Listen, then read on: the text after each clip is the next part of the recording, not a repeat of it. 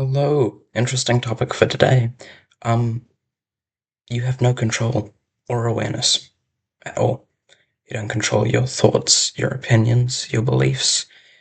You can never prove anything, and you're not in control of your feelings either, in a lot of different ways. First of all, what makes a choice yours, right? You can have good parents or bad parents, and the way your parents raise you will change how you act and how you treat things. At what point is something your own decision and not just because of the things that happened around you? Because even if you, the person making the choices, comes from your parents' parts, you never actually.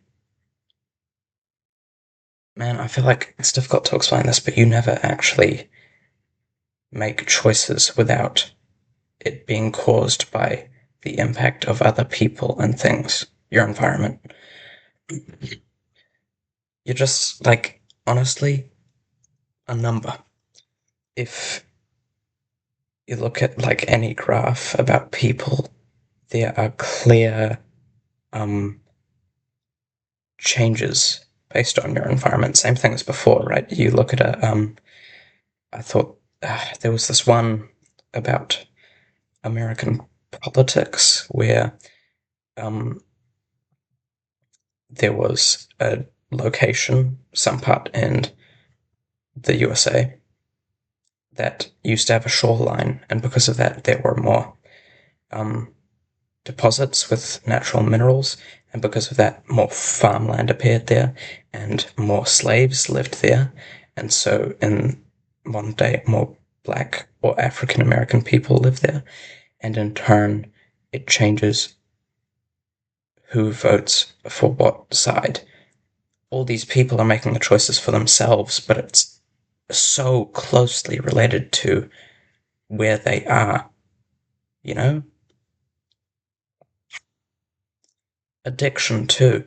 Like, I like to think that I'm in control and that I'm making choices properly, but I can spend hours on my phone scrolling, or, people can be addicted to nicotine, caffeine, alcohol, other drugs, and even though they know that's something they don't want to do, they still do it anyway. You are choosing to enact in that addiction, right? But only the subconscious part of you, not your whole self. And I wonder, what part of you is the conscious you? What do you consider yourself? Do you consider yourself the logical thinking one that you use the, I don't know, first person pronoun for? Or is it all of you, including the parts that you don't ever get to see?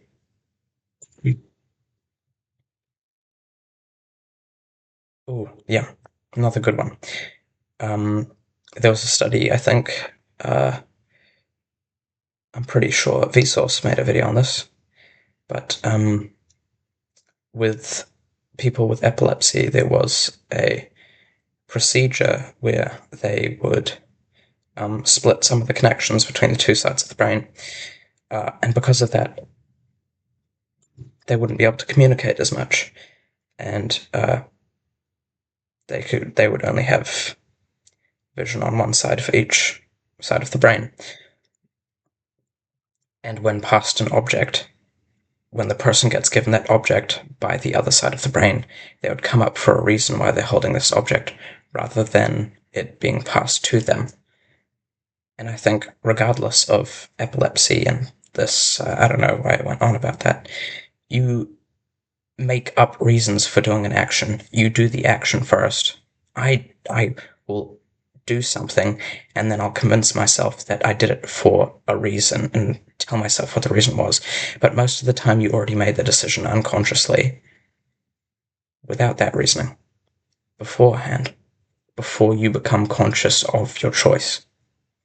You know, sometimes I'll grab this water bottle. Okay, I just grabbed it, and I'm like, oh, I'm grabbing that to prove a point or something, but I don't know. I don't know why I grabbed this. Sorry, that didn't make a lot of sense. It happens a lot in arguments, and this is a really bad thing because people don't notice this flaw. When somebody starts arguing with you, you instinctively are against them, right? Unless they say an opinion that you very strongly agree with, you're going to be like, hey, no. And then suddenly you'll start fighting for the other side, even if you didn't, even if you were neutral beforehand. I do debating, right? And what I think so interesting about working in debating is how your opinion changes when you're forced to debate for a side that you don't believe in. As soon as you start coming up with arguments for it, your opinion just changes instantly. Because when you're fighting for a side, you start believing the side, and it makes no sense.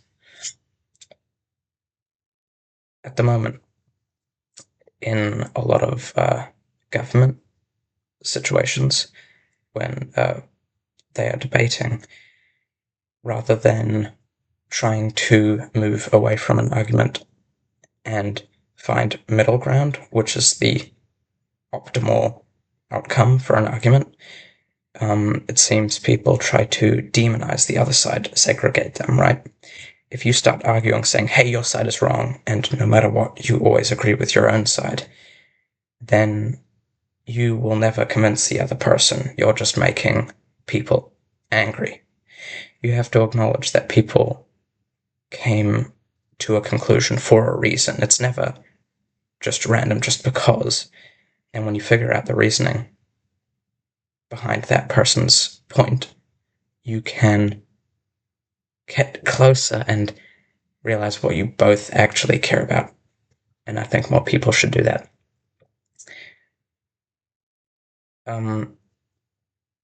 Your senses are like so screwed. You cannot. I mean, I like to say, if I saw some dude fall off a tree, I'd go tell my family, oh, I saw some guy fall off a tree. But I can never prove that that actually happened. You know, I have dreams all the time, and while I'm dreaming, I don't notice that I'm dreaming. I just stay asleep, and I think everything is completely real. I can smell, I can taste, I can feel, I can see.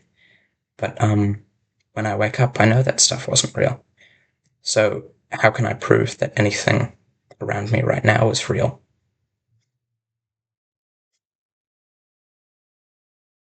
The only thing, you know, I forgot the person. I'll find them and give you their name in the description. But I think therefore I am, right? I think that's a really smart quote, except for the fact that it's just a paradox, right? Because if you are thinking, then that means you must exist, because a thought exists. So if I'm thinking, then I know that because I'm thinking, that thought is a real thing, and so I have to exist in some form. But things around me, I can't prove that they exist because I could just be thinking them up. I don't know if that was a good explanation, but yeah, it's interesting. I can prove that I exist in some form, but you can't prove that you exist. You can prove that you exist, but you can't prove it to me, only to yourself. So, yeah, that is why you can't prove anything, you don't make decisions, you can't control your feelings. Yeah. Bye bye.